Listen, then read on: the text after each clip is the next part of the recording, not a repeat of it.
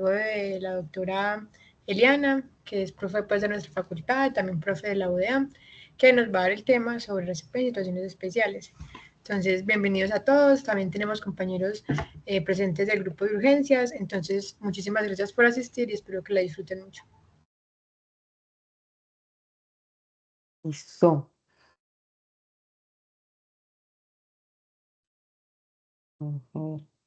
La cámara. Bueno,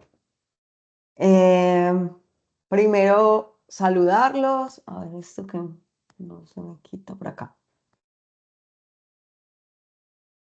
Ya, bueno.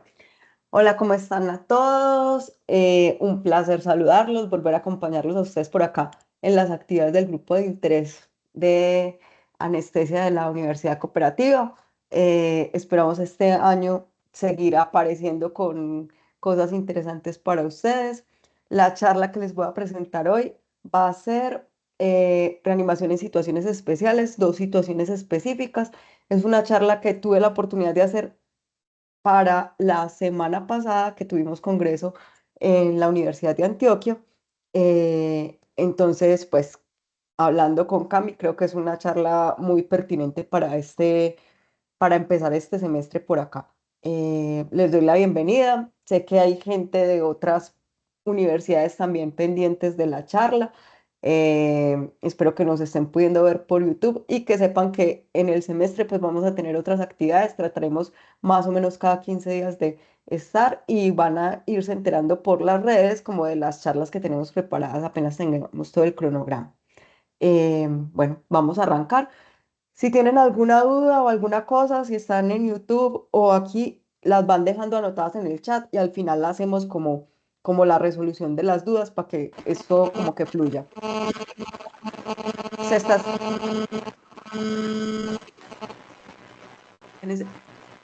Estoy escuchando un ruido raro. ¿Ustedes me escuchan bien? Sí, profe, ya en ese momento te escuchamos bien. Listo, voy a compartirles pues la presentación. ¿Están viendo bien todo? Y vamos a arrancar. Sí, Listo. Entonces, vamos a hablar de situaciones especiales en la reanimación. Entonces, cuando fui a hacer esta charla, yo empecé a pensar, bueno, me dijeron que hablara de situaciones especiales para reanimación, pero es que son demasiadas situaciones especiales. ¿Cómo vamos a escoger de cuáles vamos a hablar? Porque la idea tampoco es quedarme hablando aquí toda la noche, ¿cierto? De eso. Entonces empezamos a hacer uso de la inteligencia artificial y los puse a debatir. Me fui con cosas, estaba más de acuerdo con DeepSeek, entonces, pero ChatGPT también aportó. Y hay una de las situaciones que en realidad todo el mundo en este momento está hablando y creo y con esas con la que vamos a empezar para darle importancia. ¿Listo? Este va a ser el contenido de la charla. Lo primero que vamos a decir es por qué son situaciones especiales. La situación especial de la que todo el mundo habla últimamente es en la reanimación en intoxicación por opioides, sobre todo en el contexto extrahospitalario. Y hablaremos de la reanimación en la paciente obstétrica, que siempre es una situación especial, una población complicada para el médico general, para el obstetra, para los anestesiólogos, siempre sufrimos con las maternas así no queramos, ¿listo? Y finalmente vamos a dar como unos tips corticos para qué nos vamos a llevar para la práctica clínica, ¿listo? Entonces, lo primero es decir por qué son situaciones especiales, por qué les decimos así. Resulta que cuando hacemos reanimación, nosotros hablamos de cosas específicas y tenemos unos algoritmos muy bien establecidos.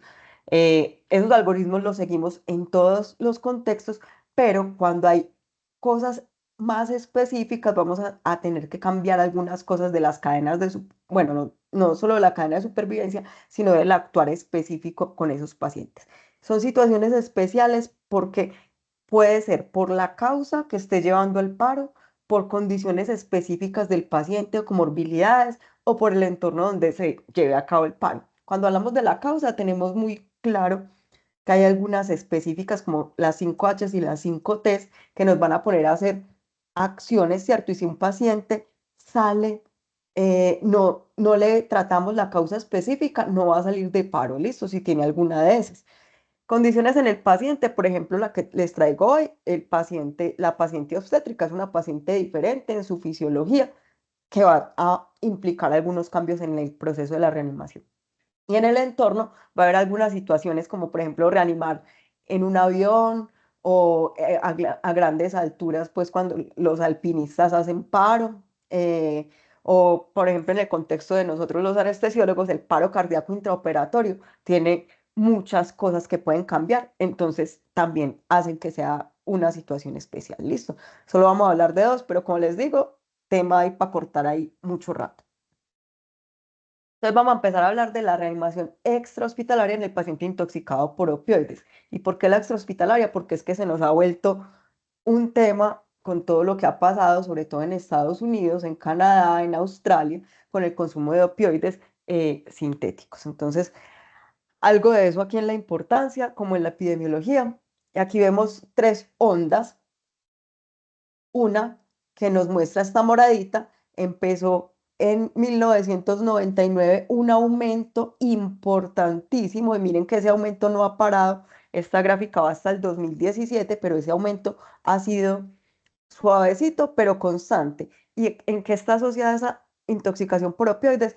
Por la prescripción que hacemos nosotros los médicos de los opioides. Entonces se aumentó la sobredosis y la muerte de personas porque nosotros estamos prescribiendo mal. Entonces, lo primero que quiero es que se hagan conscientes de la importancia de nosotros saber ordenar opioides y no solo de saberlos ordenar, sino de saberlos desmontar, porque se convierte en un reto y no queremos que por acciones de nosotros los pacientes terminen en problemas tan graves como la dependencia o llegando inclusive a hacer paro respiratorio o morir por medicamentos que nosotros prescribimos mal. ¿Listo? Entonces, primero es.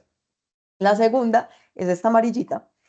Entonces, vemos que esa curva empezó a aumentar más o menos en el año 2010 y fue por aumento de la muerte en consumidores de heroína. Estos son curvas de Estados Unidos, listo.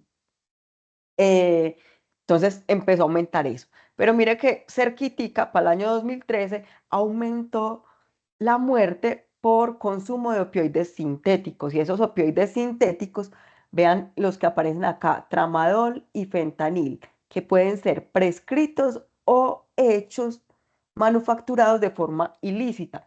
Esto ya se convirtió en un problema y básicamente, inclusive muchas veces uno lo lee y dicen, esa es la nueva pandemia que tenemos. Entonces, así nosotros, y vamos a ver enseguida estadísticas de Colombia que no son tan buenas, y no lo veamos también acá, probablemente ya lo estemos viviendo, ¿listo? Entonces aquí vemos, esta es una grafiquita que nos muestra las sobredosis, las muertes por sobredosis. Miren, más de 70.000 muertes al año en Estados Unidos asociadas a sobredosis de cualquier cosa. De esas, entre 45.000 y 55.000 por año son asociadas a sobredosis por opioides. Y estos son los paros cardíacos atendidos asociados a eso. Esta es la proporción en los cuales les administraron naloxona como antídoto para el paro cardíaco. Y aquí vemos que en realidad son demasiados. Y los sobrevivientes, miren que de 1.500 a 15.000, en realidad de todo ese universo de gente, es una proporción relativamente pequeña. Entonces, es un tema muy importante, hay que hablarlo. Y si no lo mencionamos, pues probablemente nos vamos a estar teniendo, igual vamos a tener que atender las consecuencias a pesar de que no lo sepamos. Bueno, por acá esta gráfica nos muestra cómo es la distribución por edades de las muertes. eh, y vemos que la gráfica azul nos muestra las personas que se mueren por una muerte, por un paro presumiblemente de origen cardíaco. Y sabemos que la enfermedad coronaria es la principal causa de muerte en el mundo y en el contexto hospitalario es la que más lleva a paro cardíaco y ese paro cardíaco es en ritmos desfibrilables, listo. Pero ¿en quiénes se presenta más? Pues en los viejitos, en los que ya tienen el corazón más aporreado, listo. ¿Qué pasa en la época media de la vida? La gente que se muere asociada por problemas relacionados con el consumo de tóxicos o de medicamentos. Y ahí están incluidos obviamente los opioides, ¿cierto? Entonces miren, entre los 20 y los 50 años es un pico alto, siendo más alto entre los 30 y los 40 años de gente que hace paro cardíaco extrahospitalario por esto. ¿Listo? Entonces es algo bien importante. Aquí vamos a ver esta situación en Colombia y estos son reportes de incautaciones de fentanilo. Resulta que para nosotros no era tan importante el fentanilo y para el año 2018 reportan la primera incautación de fentanilo ilegal, pues, que se hace, ¿cierto? Y se encontraron solamente 10 ampollas. Estas estadísticas del año 2023, vemos que cada mes del año 2023 fue en aumento las incautaciones. Entonces no estamos hablando precisamente de intoxicaciones, sino de cosas que hemos ido encontrando. Ellos dicen, vea, no hemos encontrado ningún laboratorio ilegal que produzca fentanilo, pero yo les voy a ser sincera, yo creo que los colombianos somos demasiado creativos y que si hay laboratorios de otras cosas, pues nada raro que haya laboratorios para este tipo de cosas. Lo que es muy preocupante, en lo que sí podemos estar inmersos y tener responsabilidad nosotros, es del tráfico ilegal del medicamento autorizado, porque eso parte principalmente de las instituciones de salud. En este momento nosotros en Colombia tenemos un déficit de fentanilo. Estamos embalados nosotros para poner fentanilo en las instituciones, pero probablemente parte de ese fentanilo que nos está faltando a nosotros en las instituciones esté en el tráfico ilegal. ¿Listo? Y miren esto. Para el año 2013 reportaron 30 muertes donde se detectó fentanilo en esas muertes, pero estaban asociadas a múltiples sustancias. La incautación más alta de fentanilo que han hecho ha sido de 2.000 ampollas, la hicieron en La Guajira en febrero de 2024.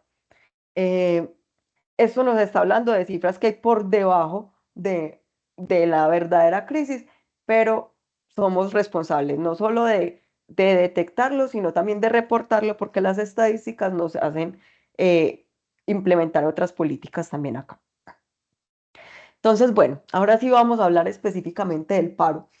Y resulta que las guías de reanimación, esto es de las guías de la AJA, como yo se los digo cada rato, desde en el año 2020 salieron las guías, ¿cierto? Para este año, finales, por ahí octubre, noviembre, seguramente tendremos nuevas guías actualizadas otra vez, ¿cierto? Pero ¿qué pasa? Estas actualizaciones ya no se hacen cada 5 años. Todos los años se están haciendo actualizaciones específicas y renovando los capítulos.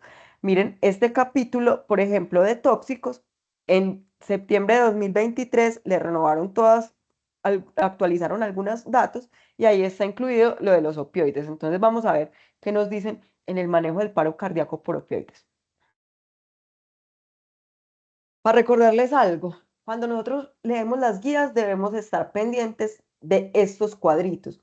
Esto primero es el grado de recomendación, que es qué tan importante es esa recomendación, y esto es la calidad de la evidencia, donde nos dice que es C o E. La mayoría de la evidencia en las guías de reanimación son C, o sea que no son estudios que vayan a ser aleatorizados, ¿cierto? Nosotros no podemos decir vamos a meter a alguien en paro para ver cómo lo reanimamos, eso no es ético. Entonces, muchas de esas cosas las vamos a ver como opiniones de expertos. Pero miren que a pesar de que sean estudios que no son aleatorizados ni el RCT más grande, son estudios que nos han llevado a tener niveles de evidencia muy altos. Entonces nosotros de reanimación, las cosas que sabemos, las cosas que llevamos, nos van a estar diciendo que son, si están en un grado de recomendación 1, es porque sí o sí prácticamente estamos obligados a hacerlo porque va a mejorar las acciones que hagamos. Y si nos encontramos una que sea, por ejemplo, rojita y que la veamos 3, eso quiere decir que sí o sí va a hacer daño. Es algo que nunca deberíamos ver. ¿Listo? Para que lo tengan siempre pendiente cuando lean las guías. Entonces aquí, de estas recomendaciones grado 1, tenemos que los pacientes en paro respiratorio, es decir, que tengan pulso, pero no estén respirando bien, deberían recibir ventilación con un dispositivo BBM mientras retornan a circulación espontánea. Y si hacen paro, ¿qué debemos hacer? Continuar con las maniobras básicas de reanimación. Entonces, ¿por qué lo dicen ahí? Porque los opioides nos llevan primero a paro respiratorio y después hacemos paro cardíaco asociado a eso. Entonces, si nos damos cuenta que está en paro respiratorio, ¿qué debemos hacer? Soportar la ventilación. Ojalá con un dispositivo específico para hacerlo.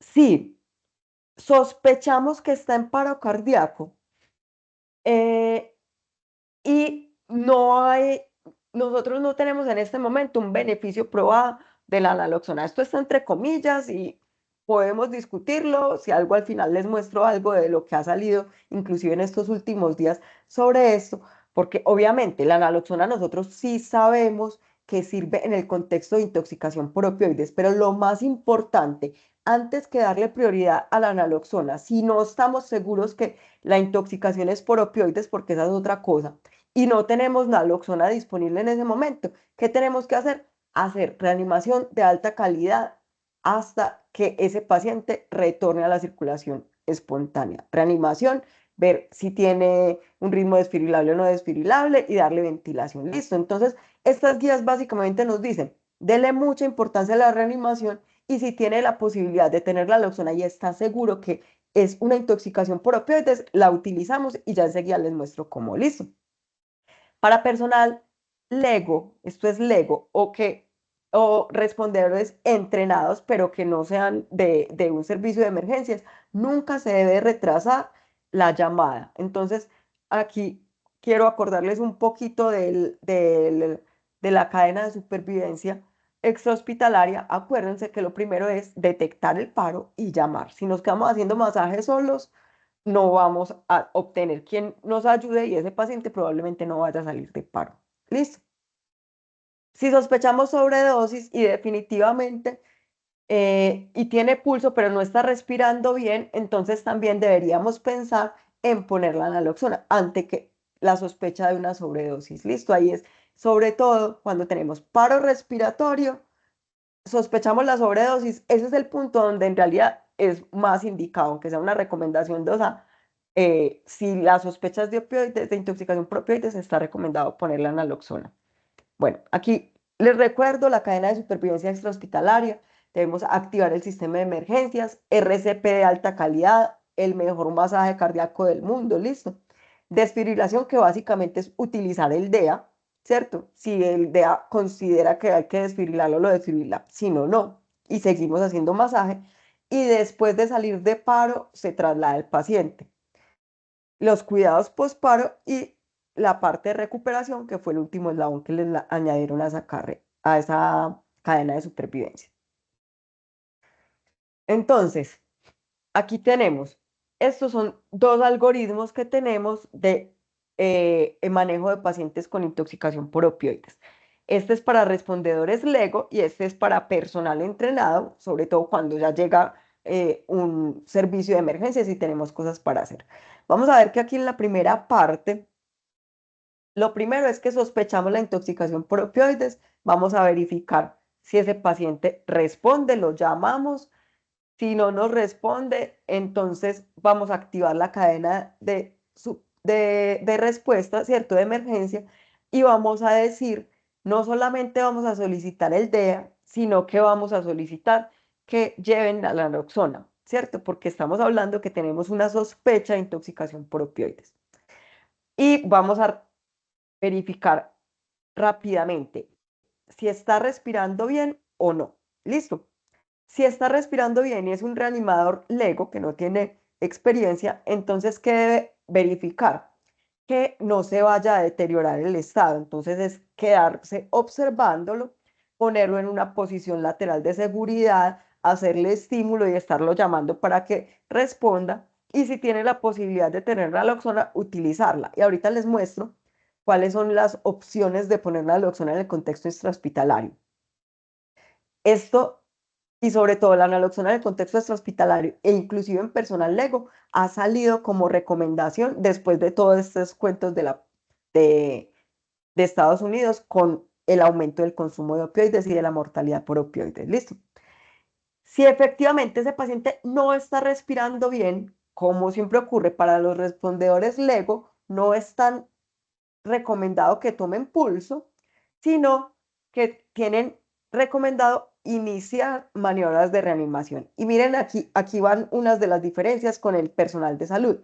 Dice, inicia reanimación y administre la naloxona. Utilice el DEA y continúe la reanimación hasta que llegue el equipo de emergencias. Entonces, en personal lego, como es una alta probabilidad de que no, pues de que no puedan hacer otros análisis y que si tienen la sospecha de que es por opioides, entonces se da la indicación de que administren la naloxona. Sin embargo, para nosotros que somos personal de salud, ¿qué debemos hacer? Esta parte es lo mismo. Vemos que la persona está respirando normalmente, nos vamos a ir por este lado del algoritmo y tenemos que igual prevenir que se deteriore. Llamamos al paciente, verificamos y reposicionamos la vía aérea, hacemos las maniobras de permeabilización de la vía aérea, estímulos dolorosos y miren que ya no nos dicen, y nos dicen consideremos la naloxona, listo, considerémosla, pero no es como que la vamos a dar en ese momento si el paciente está respirando bien. O sea, podemos encontrar un paciente como sedado, trabado, pero nos responde y respira bien, listo. Si llega a perder como, empieza a respirar mal, hace paro respiratorio, entonces debemos irnos a la parte de que ya no lo tenemos respirando bien, listo. ¿Y qué debemos hacer? Estamos obligados a tomar pulso y el pulso se toma durante 10 segundos. ¿Listo? Hablamos pulso durante 10 segundos. Si encontramos pulso, ¿qué tenemos que hacer? Está en paro respiratorio, le vamos a dar soporte con un dispositivo BM, un dispositivo para dar ventilaciones. eh, y miren que en ese contexto nos dicen, dele la naloxona, administrar la naloxona. Sin embargo, si ese paciente no tiene pulso, entonces nos dicen, utiliza el dedo porque necesitamos saber si tiene un ritmo desfibrilable o no. Y no nos dice que demos la naloxona, nos dice que la consideremos porque consideran que nosotros somos personal responsable para definir si de verdad si es posible que sea por opioides o no y cómo la debemos administrar. Continuar las maniobras de reanimación básica, sacar al paciente de paro y continuar con el algoritmo de paro cardíaco. Entonces, miren que aquí nos ponen como a tomar decisiones. Usted considera si la va a poner o no, pero no nos dicen como al personal lego que la administremos. ¿Listo? Miren acá. Aquí nos muestra qué es lo que pretenden, las acciones que debemos hacer si somos personal de salud, si somos público en general que nunca hemos tenido entrenamiento en reanimación o personal lego entrenado. ¿Quiénes podrían ser estos? Digamos, en proveedores de salud, pues personal de APH, médicos, listo. Pero digamos que un personal auxiliar de enfermería que no trabaje constantemente en esto, podríamos considerarlo personal entrenado, pero no necesariamente el más experto en el manejo. ¿Qué cosas nunca debemos dejar de hacer? Ay, perdón. Siempre debemos hacer, todos lo debemos hacer. Reconocer si creemos que está ante una intoxicación por opioides. Llamar al paciente, estimularlo todo el rato para ver si nos responde. Activar el sistema de emergencias. Hacer compresiones torácicas si está en paro. Todo el mundo lo debería saber hacer. ¿Listo? Y usar el DEA cuando lo tengamos disponible y todo el mundo lo debería saber hacer. ¿Listo? ¿Qué cosas cambian? La administración de naloxona. Si es personal general, pues probablemente ni siquiera sepa que existe ese medicamento, entonces no están obligados. Si es alguien que está entrenado o que vive en una zona donde esto esté pasando muy constantemente, hasta en los botiquines los tienen y ya les voy a mostrar algo de eso. Pero si somos personal de salud, miren lo que dice, debemos titular la naloxona, no la debemos simplemente administrar como lo mencionan para el personal, que no es médico. ¿Y a qué dosis? Entonces aquí venimos con esto. Resulta que en el año 2023 esto se fue poniendo tan horrible que sacaron la naloxona como aerosol nasal y es de venta libre en Estados Unidos. Aquí en Colombia no tiene registro INVIMA, no lo tenemos de venta libre, pero uno lo busca por ahí en internet y aquí, como pueden ver, en una de las páginas de venta de cosas por internet, aparece con este precio. Trae dos aparaticos de dosis única, entonces solo funciona para un puff, como para un spray, es nasal, aerosol nasal, y la dosis de eso es de 4 miligramos. Entonces, cuando nosotros administramos naloxona por otra vía que no sea intravenosa, lo que ponen es que es, por ejemplo, intramuscular o subcutánea también la han utilizado, o ponerla por un tubo orotraqueal, o ponerla en aerosol. La dosis que han estudiado es como de 2 miligramos. Aquí trae dos cositos, cada uno de 2 miligramos, y la dosis total es de 4 miligramos. ¿Listo? ¿Cuál es el problema con la naloxona? Y creo que lo hemos hablado en muchas ocasiones en clase. Cuando nosotros ponemos la naloxona a dosis, la ponemos rápido o la ponemos en dosis altas, lo que podemos generar es un edema agudo de pulmón flash. Esa es una de las complicaciones, y por eso a nosotros como médicos nos exigen titular la dosis, porque el objetivo de poner la naloxona es recuperar la ventilación espontánea, no sacar al paciente y resucitarlo pues de una, ¿cierto? Porque ¿qué pasa cuando nosotros sacamos al paciente de que está en un paro por opioides, está totalmente dormido, tan dormido que no respira, viéndolo solamente del paro respiratorio, digamos que no está en paro cardíaco? Entonces yo le pongo una dosis alta de naloxona y se van todos los receptores de opioides que están ocupados por cualquier opioide que haya consumido, se van a liberar. Y lo que va a haber es una respuesta simpática muy alta. Entonces, piensen en que el opioide nos tiene todo bajito, la presión bajita, la frecuencia cardíaca bajita, la respiración bajita. Y de un momento a otro, todo eso se libera. Antes vamos a tener todo alto, vamos a tener edema agudo de pulmón, que puede ser ocasionada por esa activación simpática, o inclusive porque empiece a respirar de forma súbita y como reflejo, así como nos pasa cuando vamos a extubar a un paciente, por ejemplo, o cuando lo tenemos muy superficial y le tenemos puesto un dispositivo supraglótico, una máscara laríngea, pueden hacer laringoespasmo, y ese laringoespasmo genera un edema pulmonar de presión negativa. Listo, porque la presión intrapulmonar, pues intratorácica, es negativa, y va a haber una fuerza por entrar el aire en ese momento. Eso es súbito, entonces se genera un reflejo que se llama laringoespasmo, y los alvéolos quedan ahí como atrapados y se revientan literalmente. Entonces es una complicación muy grave que nosotros como personal de salud la tenemos que reconocer, y por eso nuestra meta es sacar a los pacientes de a poquitos del paro respiratorio sin llevarlos a una complicación como esta. Entonces son de los riesgos que existen de poner naloxona pues como en otras dosis. Entonces nosotros como titulamos la naloxona intravenosa cuando la tenemos disponible, puede ser en el contexto extrahospitalario, pues si estamos digamos en una ambulancia y nos toca ponerla, o en el contexto intrahospitalario, cuando nos llegan estos pacientes directamente al hospital en esas condiciones. Entonces, la naloxona que tenemos nosotros disponible en Colombia es esta, viene en esta presentación: 0.4 miligramos en 1 mililitro. Diluimos una ampolla que es 1 mililitro más 9 mililitros o 9 centímetros cúbicos de solución salina. Entonces nos va a quedar 0.04 miligramos por centímetro de la jeringa. ¿Listo?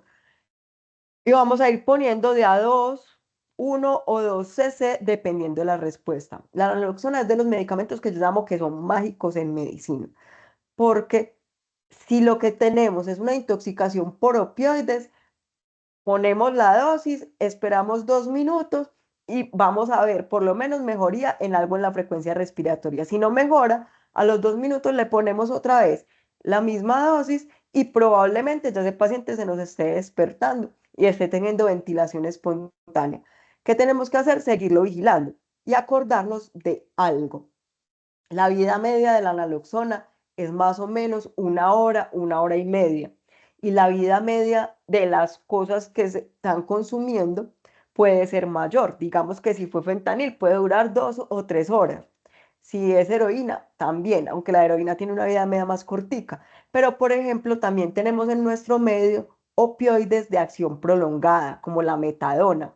Y hay gente que puede intentar suicidarse o consumir más de estos medicamentos por cualquier razón, porque esté haciendo un fenómeno de dependencia, tolerancia, y tenga, esté utilizando estos medicamentos. Entonces, en principio le funciona la naloxona, pero la vida media de la naloxona pasa y la de la metadona no. Entonces, ¿qué va a pasar? La metadona que tiene libre se va a volver a pegar a los receptores opioides y puede volver a caer en depresión respiratoria, igualito a como cuando usted lo encontró. Entonces, esos pacientes son para seguirlos observando. ¿Listo?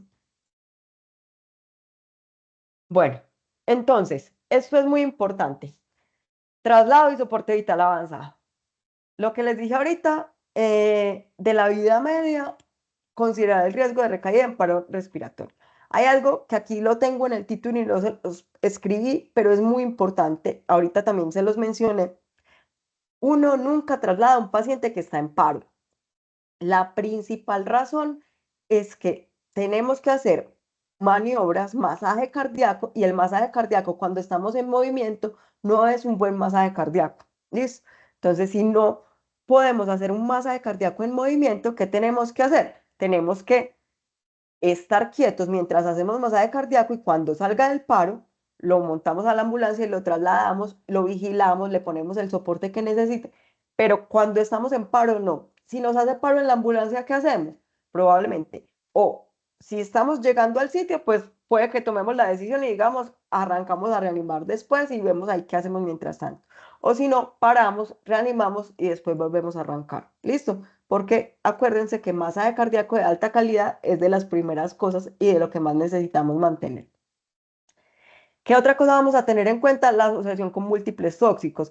Puede que yo le ponga naloxona y no mejore, pero puede que lo único que se haya tomado no sea eso. Y eso nos pasa mucho en Colombia. Y como ya les mostré las estadísticas en las que les encontraron fentanil eh, como tóxico asociado, también encontraron muchas otras cosas. ¿Listo? Entonces, pensar en otro tipo de intoxicaciones como revueltas. Evaluar el estado de shock. Entonces, miren, cuando los pacientes hacen paro, sobre todo cuando duran buen tiempo en paro y retornan a la circulación espontánea, esto es retorno a la circulación espontánea, entre un 14 y un 54% de los pacientes pueden quedar en estado de shock. Entonces, ¿qué es estado de shock? Que estén hipoperfundidos, con la presión bajita, que no estén ventilando bien, que tengan alteración del estado de conciencia, ¿cierto? Si no lo he intubado y sale con el estado de conciencia alterado, me toca intubarlo para mantenerle la ventilación, ¿listo? Y tengo que definir si le voy a poner soporte vasopresor, a medirle el gasto urinario, hacer todo el manejo, porque hay que tratar el shock en ese momento. Y lo otro es considerar otras causas asociadas al paro que perpetúen el choque. Por ejemplo, que el paciente además estaba séptico, que es un paciente con insuficiencia renal, cualquier otra cosa que usted vea que le haga sospechar que puede estar asociada. O digamos que el paciente estaba con una sobredosis, pero estaba cayendo un aguacero y aparte de todo está hipotérmico. Entonces, ¿qué más me perpetúa el estado de choque o qué más hace que pueda estar en paro? La hipotermia, acuérdense que es otra de nuestras H's. Listo. Y lo de considerar el manejo de la vía aérea. Si no la hemos manejado y está con depresión, pues con alteración del estado de conciencia, o lo vemos con dificultad para respirar, debemos manejar la vía aérea en ese contexto.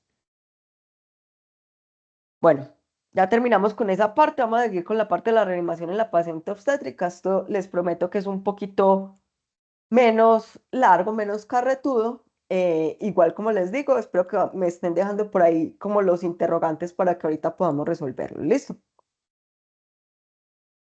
Entonces, cuando hablamos de la paciente obstétrica, tenemos que tener en cuenta que la mortalidad materna y perinatal es un indicador de salud pública. Y básicamente, cuando estamos hablando de un país de bajo nivel de desarrollo y alto nivel de desarrollo, este es uno de los indicadores que vemos, que tantas mujeres se están muriendo, que estén embarazadas o que tantos neonatos mueren. ¿Listo? Entonces, miren estos datos. Una de cada 20.000 a 50.000 embarazadas presenta paro cardíaco.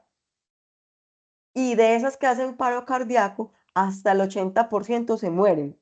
¿Listo? Y en ese contexto también se mueren hasta el 60% de los bebecitos. ¿Listo? Cuando hablamos de causas directas o indirectas de mortalidad materna, las directas son las asociadas con causas obstétricas, listo. Y las indirectas son por cualquier otra razón. Pero es importante saber esto, las causas directas de muertes maternas son bien conocidas, altamente prevenibles y tratables.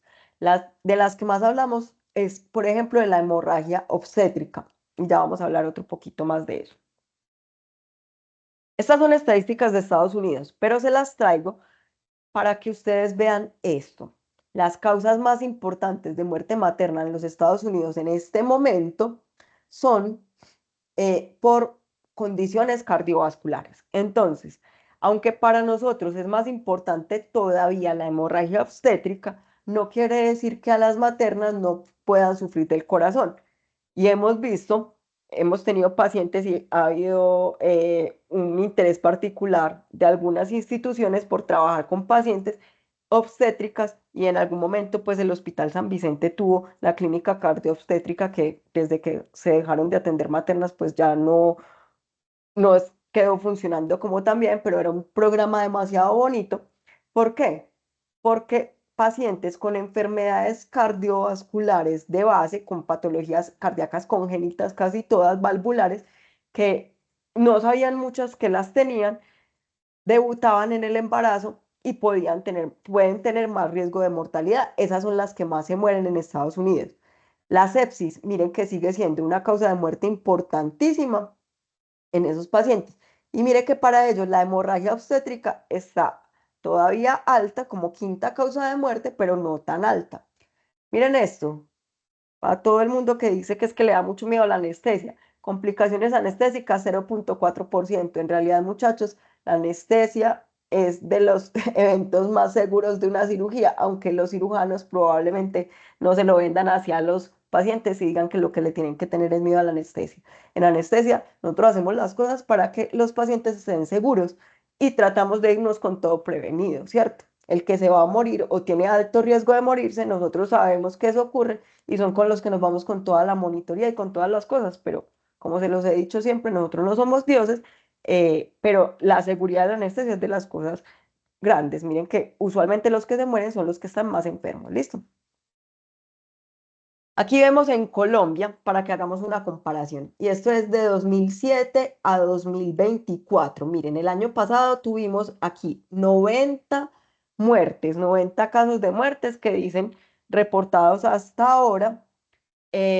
Aquí vemos esta curvita rojita que fue que hubo un aumento en la mortalidad materna y perinatal, esa es materna, en la época que tuvimos COVID, toda, también se morían más maternas pues asociados al COVID, listo, pero esto ya ha bajado y resulta que para nosotros, como les dije, sigue siendo una causa importante de muerte, la hemorragia obstétrica. Lo que es triste es esto. Miren que cuando lo van a evaluar por pertenencia étnica, encontramos que las que se están muriendo por hemorragia obstétrica son las pacientes indígenas. Y miren que aunque hubo un descenso, esta es una curva que está en ascenso. Entonces, esto nos habla mucho de la población rural y de la población indígena, cómo se ve afectada y que necesitamos son políticas de salud pública para poder apoyar en ese manejo, porque nuestras tasas de mortalidad, miren que en realidad en otra población ha disminuido, pero en la población indígena sigue aumentando. Entonces, para que le echemos ojo a eso, muchos de ustedes en algún momento o algunos pueden que estén por allá ya haciendo rural en alguna zona donde haya población indígena para que cuiden bastante esas maternas que eh, dependen mucho de lo que hagamos. ¿Listo? Y aquí vemos, aquí en estas columnas de acá está la mortalidad por causa en Colombia. Listo, entonces ya les dije que tuvimos 90 casos y aquí está en porcentaje. Y vemos que la primera causa de muerte obstétrica sigue siendo la hemorragia. Listo. Y luego el trastorno hipertensivo asociado al embarazo, que nos está mostrando que siguen siendo las causas directas de muerte. Aunque ha habido muchas cosas en salud pública en las que hemos mejorado, todavía nos falta mejorar más. Sin embargo, cuando vemos en las causas indirectas, miren que otras causas indirectas, sepsis sigue siendo algo importante y miren la neumonía como causa y causas cardíacas no las vemos como también relacionadas acá, ¿listo? O sea, no tenemos como tanto problema, tanta mortalidad asociada a enfermedades cardíacas, ¿listo? ¿Qué pasa con las pacientes embarazadas y por qué son una población especial? Las pacientes embarazadas, estos son solo datos de 3 sistemas, ¿listo? Cardiovascular, entre otras cosas, aumenta la frecuencia cardíaca más o menos entre 15 a 20 latidos por minuto. Todos estos cambios los vemos más entre el segundo y el tercer trimestre del embarazo. ¿Listo?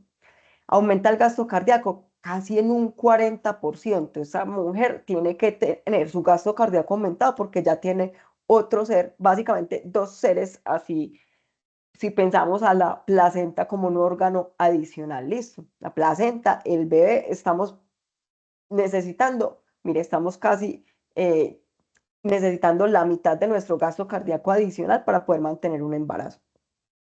Disminuye la presión sanguínea en supino y disminuye la resistencia vascular sistémica. Entonces, lo normal es que una mujer en embarazo tenga la presión más bajita que en otros momentos de su vida. Por eso los trastornos hipertensivos asociados al embarazo son llamativos, ¿cierto? Porque lo normal es que eso no sea lo que ocurre. Aumenta en la parte respiratoria la ventilación minuto. ¿A costa de qué? A costa de la frecuencia respiratoria, porque tiene menos volumen eh, torácico. Pues menos, al aumentar el volumen intraabdominal se disminuye la capacidad torácica, entonces tiene menos espacio el pulmón para expandirse. Aumenta el consumo de oxígeno y esto del edema laríngeo es importante, sobre todo en el tercer trimestre y en el trabajo de parto. Entonces, el malampatía de una mujer puede ser uno empezando el embarazo y cuando esté en trabajo de parto tenga un malampatía 3, viéndolo como entre esos predictores de dificultad de la vía aérea, que puede hacer más difícil intubar una mujer embarazada que no, a una que no está embarazada. ¿Listo? Disminuye la capacidad residual funcional, por lo que ya les mencioné, tenemos menos espacio para ventilar porque el aumento del abdomen nos está quitando espacio. La presión arterial de CO2 también disminuye, entonces casi todas son hipocápnicas y eso también está asociado a que se aumenta la frecuencia respiratoria, entonces se barre más CO2. Y la distensibilidad pulmonar también disminuye. ¿Listo? Y respecto a los factores de a la parte hematológica, aumentan los factores de coagulación, aumenta el volumen plasmático, entonces encontramos una anemia dilucional y esto es asociado a que la mujer, el cuerpo de la mujer sabe que durante el parto va a sangrar, entonces se aumenta el volumen plasmático y en realidad no es una anemia real, sino que es una anemia relativa, aumenta el volumen. Por eso las mujeres en embarazo toleran más el sangrado que en otras condiciones y todo esto, todos estos cambios fisiológicos están preparando en gran parte a la mujer para ese momento del parto. Disminuye la producción oncótica del capilar y hay un cambio que no puse aquí, pero que es súper obvio, ¿cierto? Aumenta el, el, el contenido abdominal porque ahí está el feto y ese feto, sobre todo en el tercer trimestre del embarazo, después, en el segundo y tercer trimestre del embarazo, después de la semana 24, ya está generando una compresión extrínseca a la vena cava. Entonces va a disminuirse el retorno venoso hacia el corazón, ¿sí? Eso es muy importante en el contexto de paro cardíaco de la materna. ¿Por qué? Porque una de las acciones que tenemos que cambiar es que hay una persona del equipo de reanimación que tiene que encargarse de lateralizar el útero. ¿Para qué lo lateraliza? Para que se permita el retorno venoso por la vena cava. ¿Hacia qué lado? Hacia el lado izquierdo. ¿Listo? Entonces eso es súper importante.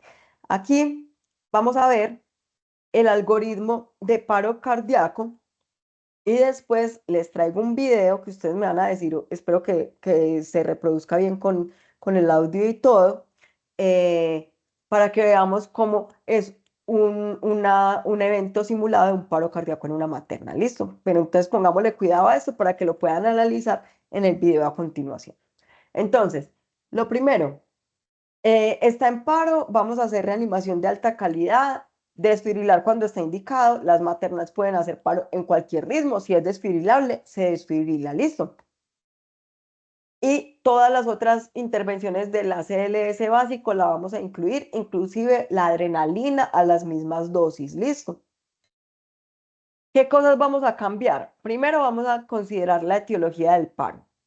Vamos a pensar en cosas que vamos a hacer intervenciones específicas a la materna e intervenciones obstétricas, ¿listo? Intervenciones a la mujer, pues por aparte de intervenciones en vista de mejorar la parte obstétrica. Entonces vamos a irnos por este ladito. ¿Qué vamos a hacer? Debemos manejar la vía aérea tempranamente, administrar oxígeno al 100% y evitar el exceso de ventilación, lo mismo que en cualquier otro contexto, ¿listo? Poner un acceso venoso por encima del diafragma, muy importante, por lo menos uno, pero pueden haber más.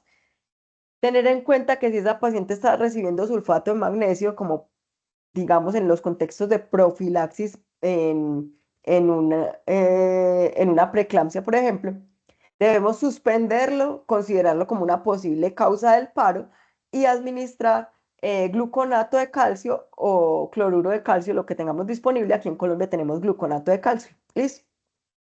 Y continuar el ACLS. ¿Qué otras cosas tenemos que hacer? Hacer desplazamiento lateral del útero.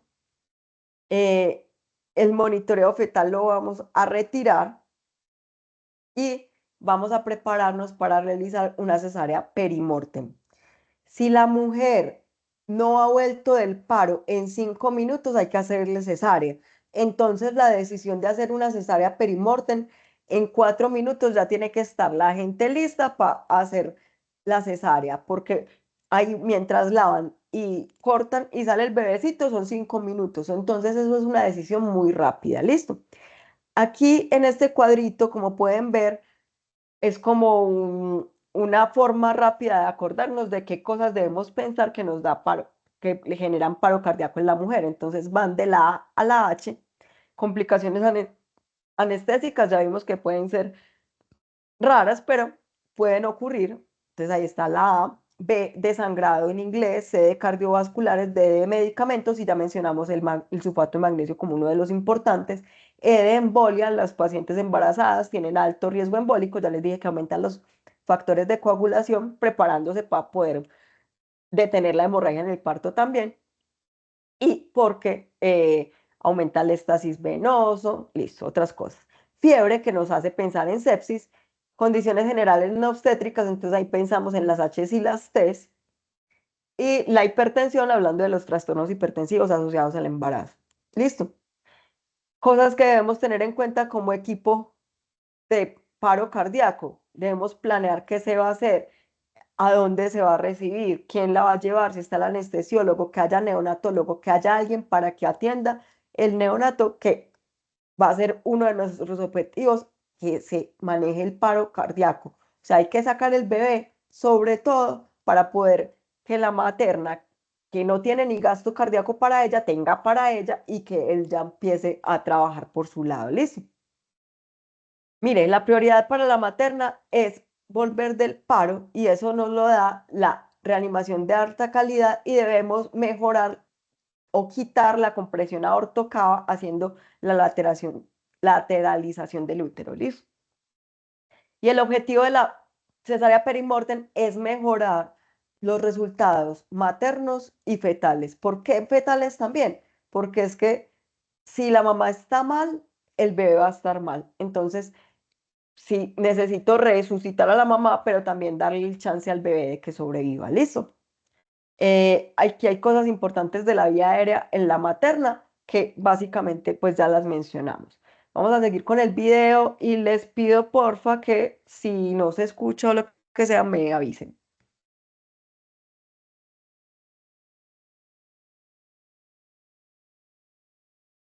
I don't feel a pulse. Okay, call a code, start CPR, please.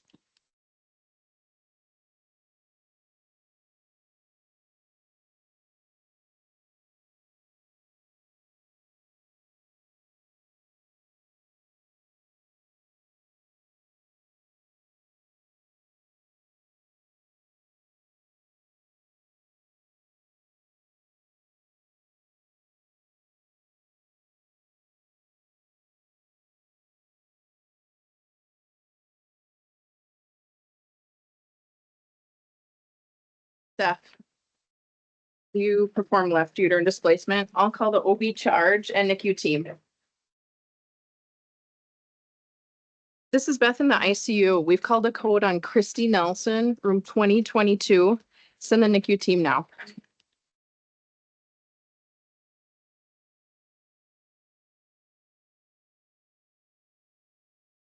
One minute. Okay. And the epinephrine was given? Yes. Do we have a good pulse and compressions? Yes, we do.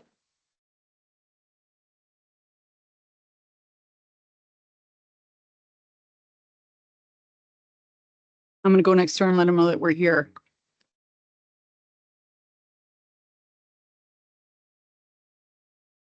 NICU's here. We're setting up next door. Thank you. Hey Lisa, what can I do to help? Run the code, please. Okay, 2 minutes right now. okay, let's stop for a rhythm check. Milligram epi given 1 million. What's the end tidal CO2? The incidental CO2 is 18. Should we apply the Lucas? No, let's continue resuscitation with the backboard. We're anticipating an emergency C-section at 4 minutes. Where are we in CPR time? Coming up on 3 minutes. Okay, we need to prepare for cesarean section. Let's move now.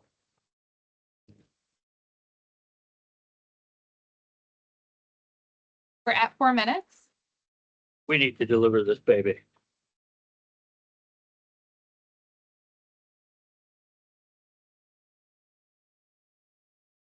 Again.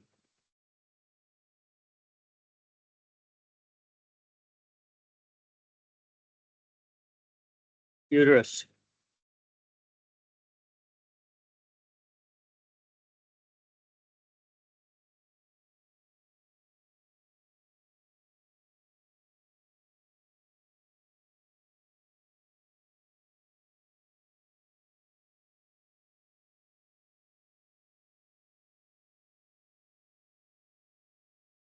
Placenta. Pit.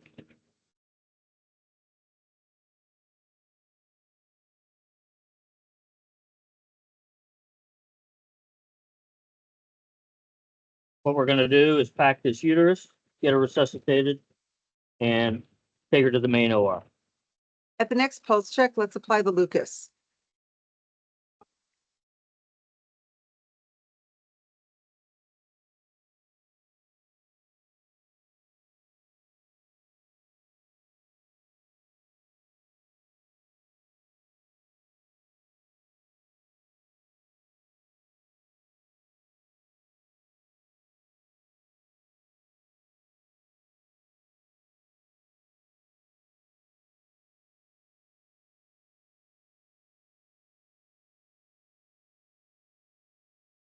Bueno, ahí lo que les dejé de video duró más o menos 3 minutos y medio. Entonces, para que hagan cuentas que en este momento, si nos tocara hacer una cesárea perimortem, la tendríamos que estar básicamente lavando la barriga de la mamá. ¿Listo?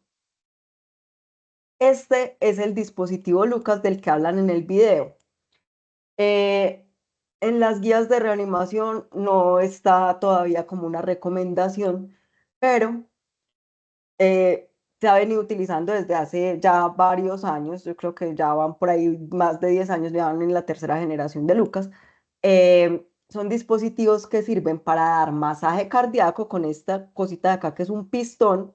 La ubican debajo del paciente, entonces tiene una tabla y se programa el masaje cardíaco. Listo, tiene riesgos obviamente, como tiene más riesgos de generar fracturas costales. Se han estudiado otras cosas para neumotórax y hay otros tipos de dispositivos también parecidos que lo han utilizado con esto.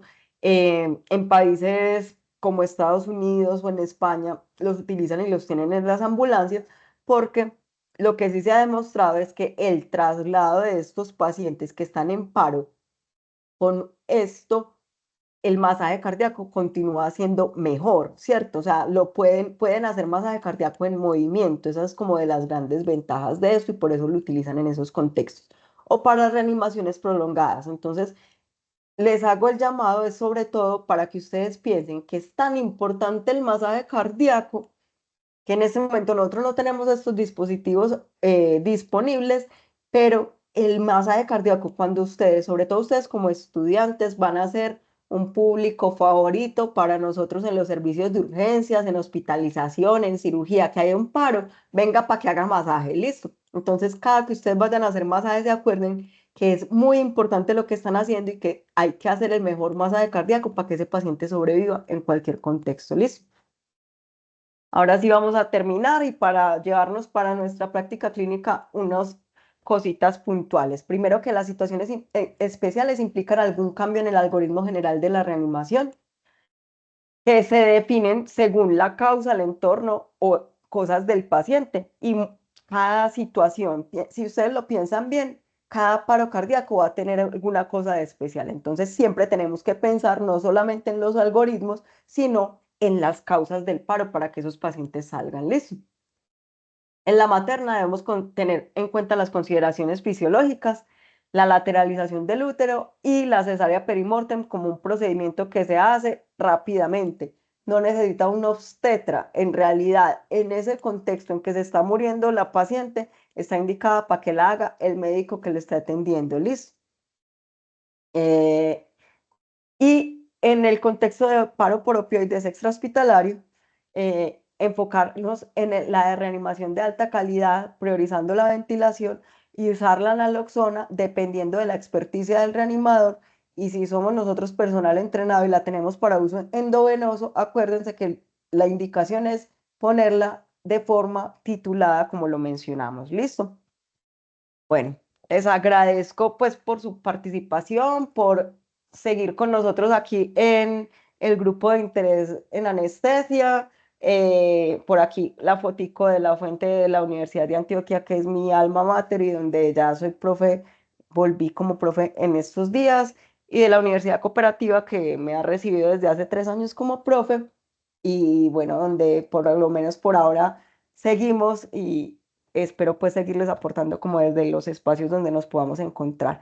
Este es mi Instagram, los que me quieran seguir. Hace mucho rato no monto cosas porque en realidad estoy trabajando en todo eso y ustedes me ponen más trabajo, me tienen por acá también haciendo más cosas. Entonces, pero ahí iré apareciendo y contándoles cositas, listo, para que vamos aprendiendo. Si tienen preguntas, espero que las hayan ido dejando por ahí. eh, y ya enseguida las respondemos.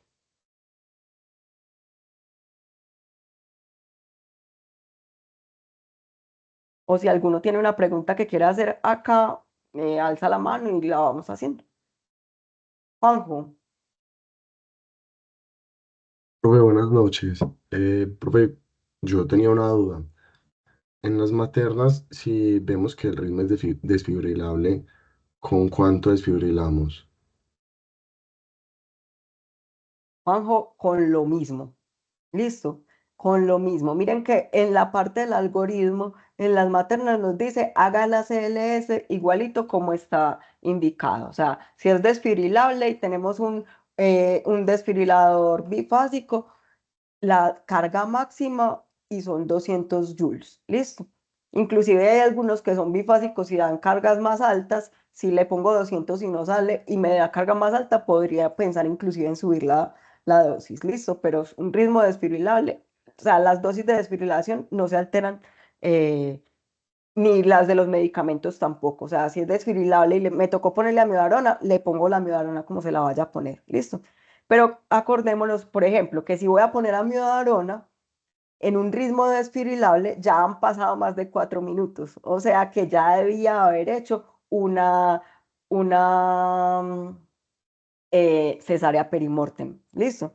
¿Por qué digo que ya han pasado más de 4 minutos? Porque piénsenlo de esta forma. La amiodarona se pone después de la tercera descarga. Después de la segunda descarga va la primera dosis de adrenalina y ahí ya han pasado 2 ciclos de reanimación y cada ciclo decimos que nos dura 2 minutos.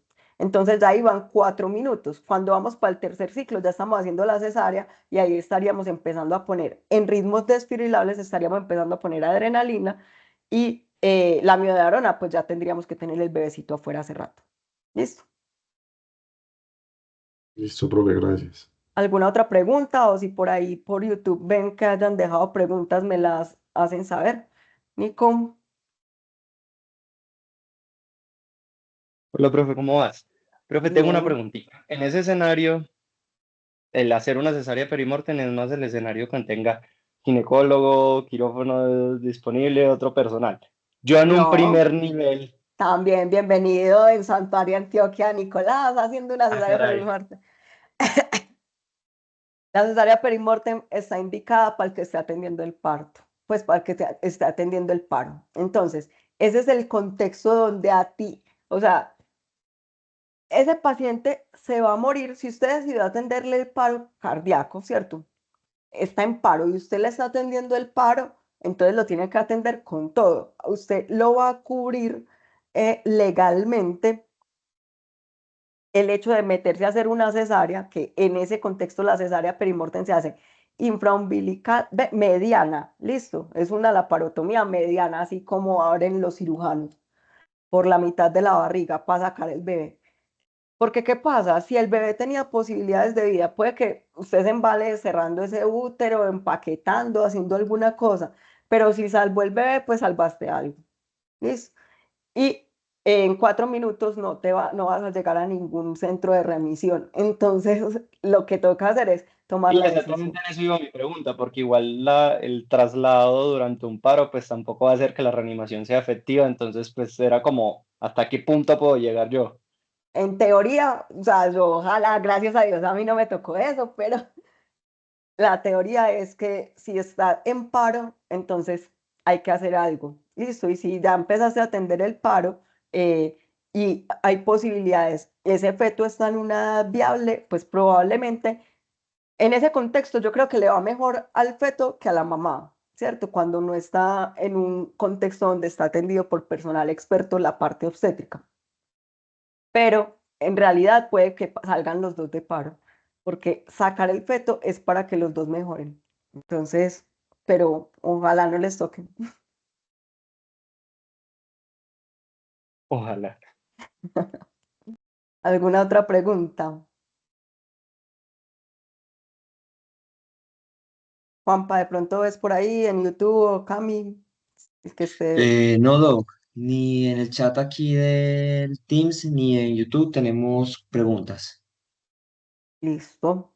Bueno, no, espero haberles como aportado con esto, dejarlos con dudas. Igual ustedes saben que de todo se va aprendiendo y que nada, por aquí nos seguimos viendo. Me alegra mucho ver a nuestros egresados ya graduados que se sigan conectando por acá. Les voy a dejar algunas responsabilidades prontamente y los veremos por acá exponiéndonos ya a los doctores con título. Entonces, nada, muchas gracias a todos por acompañarnos y nada, nos vemos.